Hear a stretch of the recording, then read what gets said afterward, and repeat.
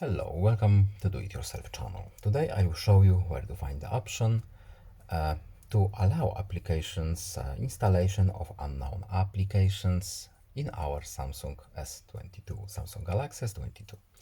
So where to look for the setting? We need to go to settings, then we are looking for applications menu. Here it is.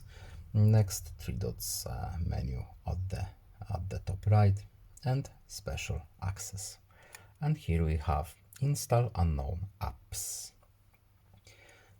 As you can see right now, no application is allowed to install applications from unknown source, but we can change it if we want to by simply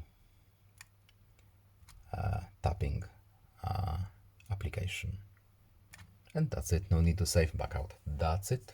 I hope this video is helpful to you. Please leave a like and subscribe. Have a nice day and see you in the next video. Goodbye.